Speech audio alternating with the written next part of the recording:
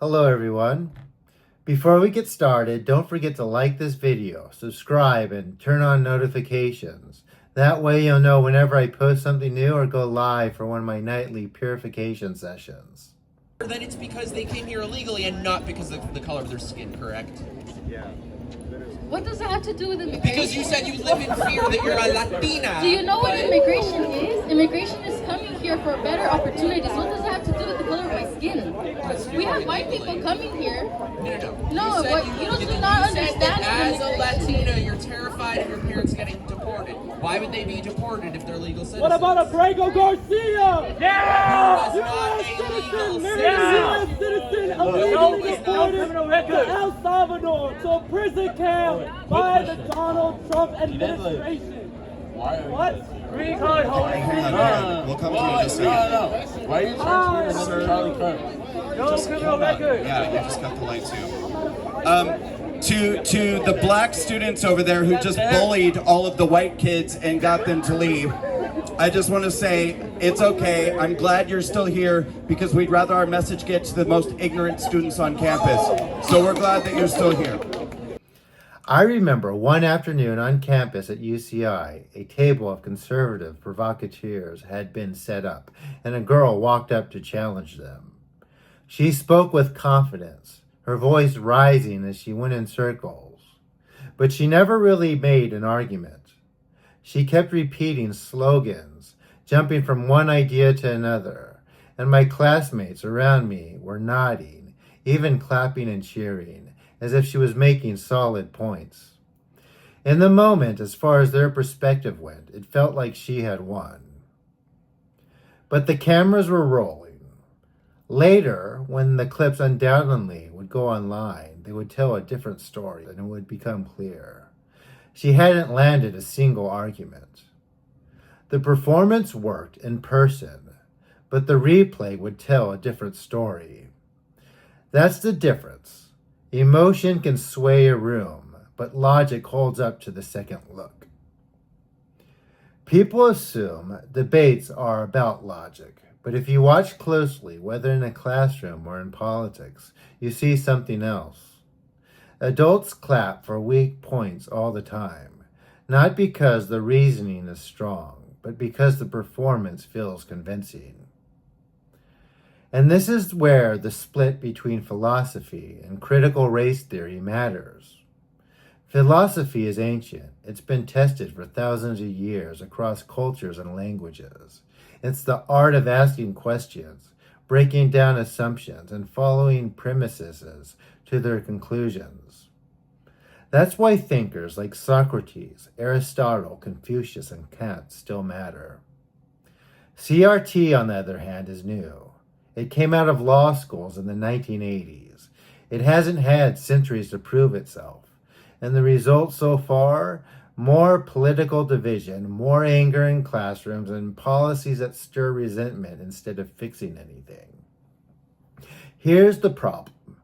Students today are required to take ethnic studies, but philosophy is optional. That means most people are trained to filter their arguments through CRT before they even learn how to build an argument. So when they debate, they don't reason from first principles. They lean on slogans, labels, and emotion, mistaking passion for proof. That doesn't mean CRT has no value, but it does mean a lot of arguments built from it are backwards. They start with conclusions and then work to defend them, instead of starting with questions and testing the answers. Confidence and emotion can make a weak case feel strong. Someone raises their voice, tells a story, and the room feels like they proved something. But persuasion isn't logic. When you strip it down, most of it falls apart. It usually starts with labels. Liberals leading with things like racist, far right, instead of dealing with the content. A label isn't an argument. If you're going to claim something, show the reasoning. This is a necessity.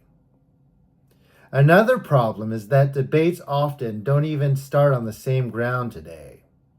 Philosophy begins with first principles, questions like what is truth, what is justice, what follows this premise. It seeks clarity through reasoning. CRT, by contrast, starts with a different foundation, that power and identity define the outcome. Those are two separate starting points, and when people debate from them, they aren't even playing the same game. One side is asking whether the logic holds. The other is measuring everything against lived experience and structures of oppression. That's why so many debates feel like people are talking past each other. That's because they are. Without shared foundations, you can't test ideas against each other. You just trade performances. And it's also worth saying, logic isn't always used perfectly on the conservative side. I'm almost laughing thinking about this. And that's because, conservatives lean more on data, history, and philosophical style reasoning.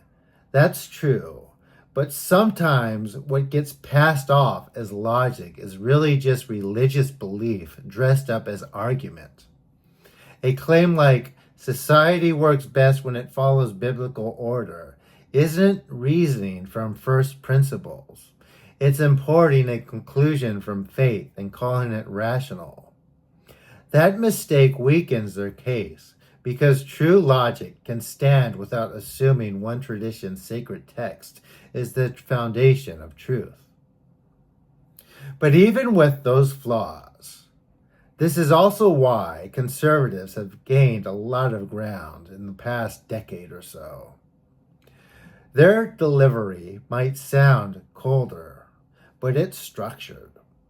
It leans on data, history, and a kind of philosophical analysis, testing claims against larger patterns. They still use stories, but usually as illustrations of those patterns, not as the proof itself. That difference matters. A story can make the data feel human, but the reasoning comes first. On the left, the story often is the argument. On the right, the story is used to highlight an argument already built. That structure carries their ideas beyond a campus crowd into media and politics. They're more popular now in many places, not because every point is flawless, but because they offer clarity and consistency that scattered slogans cannot match. Logic last, organization last, structure last. Philosophy has lasted for centuries because it's been tested and refined. CRT is still young, and so far it hasn't shown it can heal more than it divides. But that doesn't mean one side is automatically right. Conservatives make a lot of mistakes, often mistaking religious dogma for logic and trying to pass faith off as proof. What I'm saying is not that one camp has the truth and the other doesn't, but that both sides are leaning on incomplete reasoning. My goal here isn't to take sides. It's to point out where logic breaks down. When logic collapses, it doesn't matter who wins a debate. And that's because nothing real gets built. And that's maybe why I've chosen a different path altogether. If you feel like you don't belong in a church, for example, or you're tired of arguments that go in circles, I want to invite you to one of my Japanese Shinto purification sessions. Every night I lead purification rites called misogi that aren't about ideology or taking sides, but about cleansing, clarity, restoring balance, and reconnecting to the unseen world in a way that actually makes you feel lighter, and you have to experience to believe. Anyone and everyone is welcome.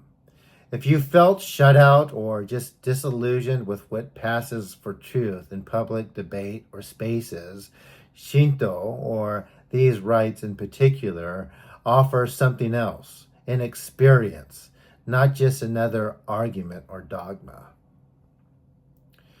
If you found this video helpful and you enjoy content like this, make sure to like the video, subscribe, and turn on notifications. I know I'm asking again, but this really helps.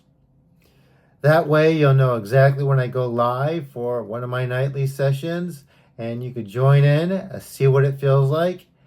And you don't need a belief, just a willingness to step into it. Thank you very much for watching this video all the way through, and I always wish everyone the best. We can do better.